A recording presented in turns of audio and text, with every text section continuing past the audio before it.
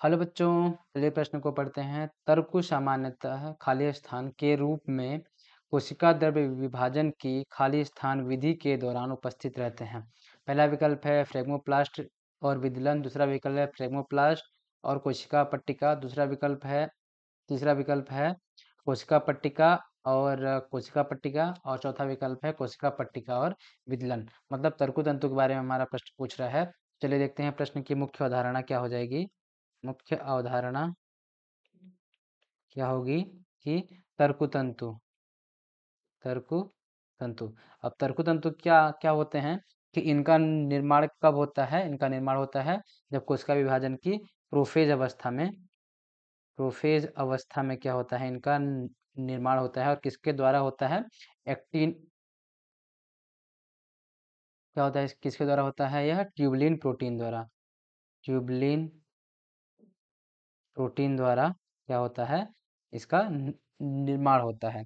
अब क्या होगा कि हमारा प्रश्न क्या पूछ रहा है कि तर्कु जो होता है, जैसे कि कोशिका क्या होता है, प्रोफेज एनाफेज और मेटाफेज, प्रोफेज मेटाफेज एनाफेज अवस्था में जाती है। एनाफेज अवस्था के बाद किस में जाती है? टीलोफेज अवस्था में।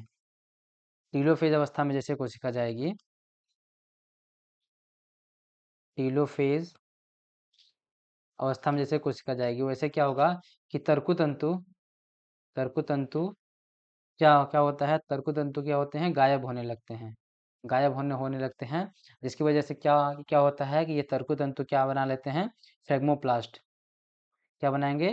फ्रेगमो फ्रेगमोप्लास्ट बना लेते हैं। अब फ्रेगमोप्लास्ट का एक क्यों बनता है? क्योंकि इसमें माइक्रोट्यूब्यूल्स पाए जाते हैं। क्या इसमें तर्कुतंतु में क्या होता है? माइक्रोट्यूब्यूल्स पाए जाते हैं। जिसकी वजह से क्या होता है, फ्रेगमोप्लास्ट का निर्माण करता है। और ये फ्रेगमोप्लास्ट आगे क्या करेगा, क्योंकि कोशिका द्रव्य विभाजन में, किसमें? कोशिका द्रव्य विभाजन में, कोशिका द्रव्य विभाजन में क्या करता है, किसके द्वारा? कि कोशिका पट्टिका विधि द्वारा। कोशिका द्रव्य विभाजन में कोशिका पट्टिका पट्टिका विधि द्वारा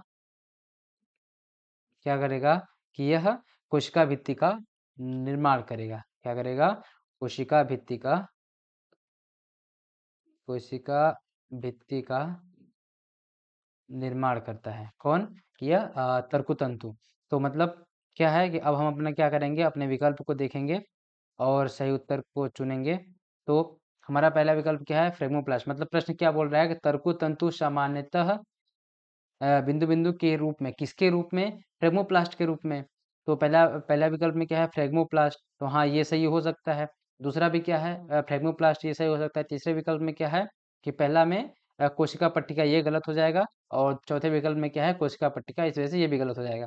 अब हम प्रश्न में आगे देखेंगे कि किसके रूप में? फ्रेगमोप्लास्ट के रूप में कोशिका द्रव्य विभाजन की किस किस विधि में?